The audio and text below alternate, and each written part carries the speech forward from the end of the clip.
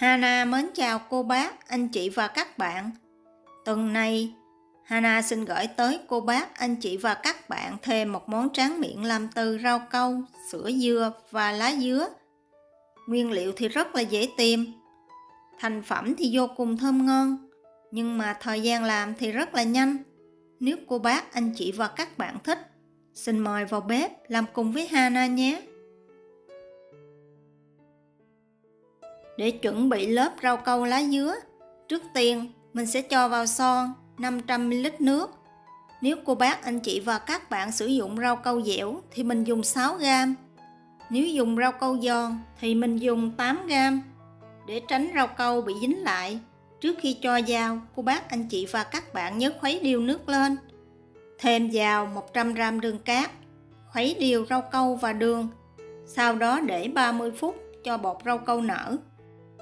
Để chuẩn bị lớp còn lại, Hana cho vào một cái son lớn hơn 900ml nước.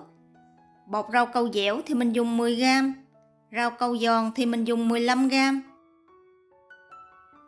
Và cũng để 30 phút cho rau câu nở. Sau 30 phút, mình sẽ đánh tan một cái trứng gà.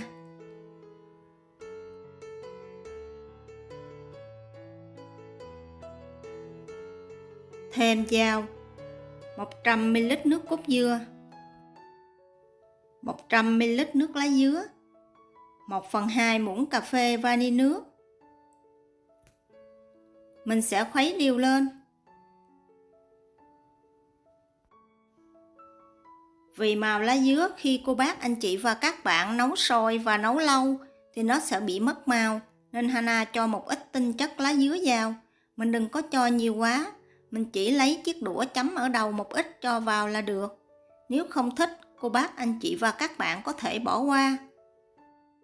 Sau đó mình sẽ cho hỗn hợp này vào son có chứa 500ml nước rau câu và khuấy đều lên.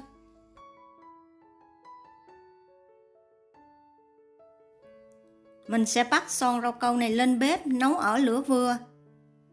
Trước khi nấu, cô bác, anh chị và các bạn nhớ khuấy đều một lần nữa và đậy nắp lại nấu cho rau câu sôi. Vì phần này mình cần phải tạo lớp riêu, nên khi nấu, cô bác, anh chị và các bạn mình đừng khuấy. Khi rau câu sôi thì mình sẽ hớt bọt trên mặt nếu có. Vì phần rau câu này, khi mình nấu mình không được khuấy, để cho phần riêu trên mặt kết tủa lại. Nên cô bác, anh chị và các bạn nếu có thì mình sử dụng một cái chảo chống dính hoặc là một cái nồi chống dính để dùng là tốt nhất.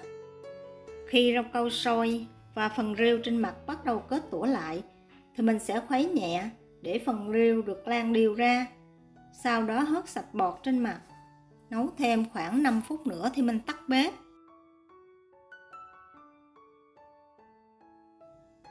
Và đổ vào khuôn, sau đó để cho thật là nguội.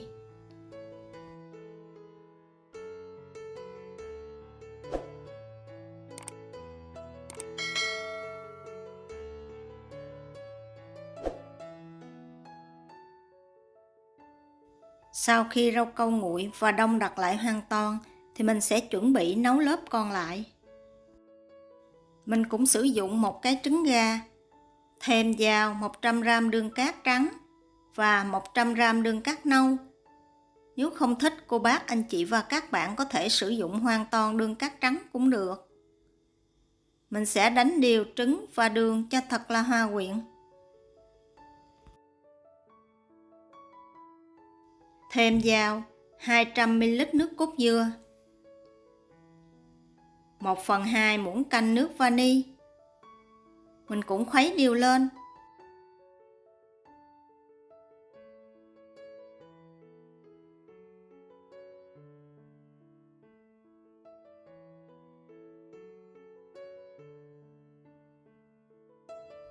Mình cũng sẽ cho phần hỗn hợp trứng này vào son rau câu còn lại và khuấy đều lên.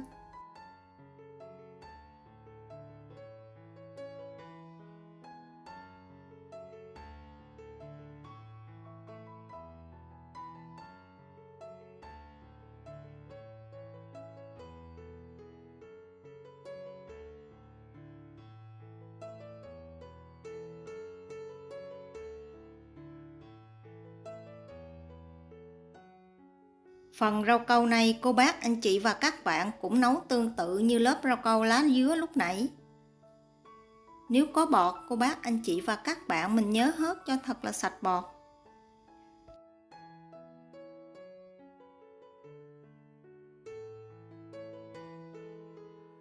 Và mình cũng để thêm khoảng 5 phút nữa thì tắt bếp. Để các lớp rau câu không bị tách rời nhau, trước khi cho rau câu vào khuôn, cô bác, anh chị và các bạn nhớ dùng nĩa xăm đều lên mặt rau câu.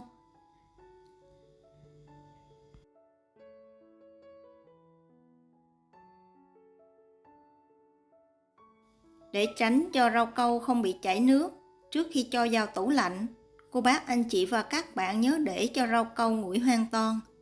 Sau đó mình sẽ đậy nắp lại và đem vào tủ lạnh để khoảng 3 tiếng, hoặc cho tới khi rau câu đông đặc lại hoàn toàn.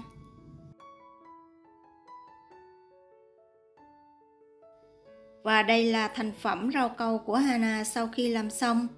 Màu sắc thì rất là bắt mắt. Phần rau câu dai giòn vừa phải. Mùi vị thì thật là thơm ngon. Hương vị ăn vào, cô bác, anh chị và các bạn sẽ cảm nhận được một mùi thơm rất là đặc biệt và không tanh mùi trứng gà. Nếu cô bác, anh chị và các bạn thích những gì Hana chia sẻ, nhớ đăng ký ủng hộ kênh của Hana nhé. Hana cảm ơn.